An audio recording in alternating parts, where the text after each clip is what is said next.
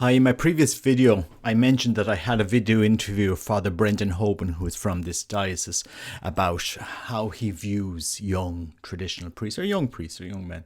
So I'm just going to play you this clip, so just for interest's sake, because he's hit back at those 500 young people. Okay, well, we're entitled to our opinion as well. Other people are entitled to their opinion. So let's just go back on what you said, Father Brendan.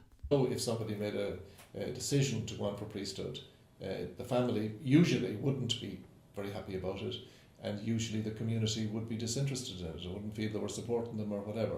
So it's very much the wind on the face of anybody now who's making a decision to become a priest is really running counter to the culture of the day. In terms of the young priests, part of the difficulty we have is that we have very few vocations to the priesthood. But part of the other difficulty we have is that the vocations we're getting are like my parish priest in the 40s and the 50s at home. They're traditional. They want to wear black. They want to wear soutanas. They want to talk to people about sin. They want the Latin Mass, and they want to dress up in vestments, and they want to do all of this sort of thing, like people did 40, 60 years ago, 70 years ago. So I despair of the young priests. I'd prefer if we hadn't got them. So I despair of the young priests. I'd prefer if we hadn't got them, if they're going to be like this, because people can't know what to make of them. So young people want an identity. They want a challenge. They don't want what the world is offering them. And maybe Father Brendan Hoban doesn't know what this generation, the young people of this generation, are facing, because since he hasn't confessed them, he doesn't know the struggles. What are men in Ireland today, 15 to 30, caught up in before they get married? Pornography, masturbation, addictions, drugs, gambling, hangovers, drugs, all of that destruction. That's simply it. Let's not kid ourselves. Does it make them happy? And they see in the Catholic Church sometimes a challenge to get out of that. A different world, a different way.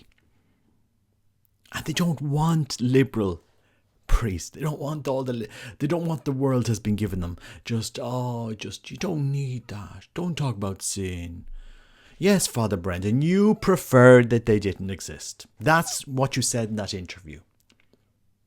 You have made a priest depressed. You've never mentored them. You haven't sat down with them and had a cup of coffee. How can I help you? How can we do things differently? Do you know what I mean? So people think I'm exaggerating. We have to lead in a whole new generation. Some people like a confession in a confession box. Others like it face to face. Do what you do and knock. As you said, you published an article in 30 years that you may have confessed 30. In 10 years, you may have confessed 30 people. That's what you said. I can dig it up if you want. I have it there. People want a challenge.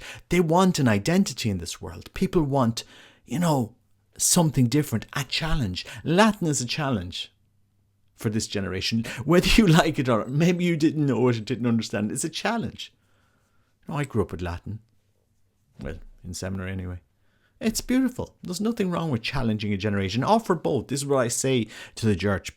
Put the Vetus Order and the Novus Order into one missale. Let priests say whatever mass their congregation, their group are doing. Maybe you can say the Novus Order and then a traditional Latin mass to a group of young people that they want. If they want, what's wrong with that? You see, you can't tolerate. You don't seem to be able to tolerate us that want to challenge this world and to use all of the tools we have available. The traditional Latin mass has a place. Maybe somebody's like a quiet low mass. They're autistic.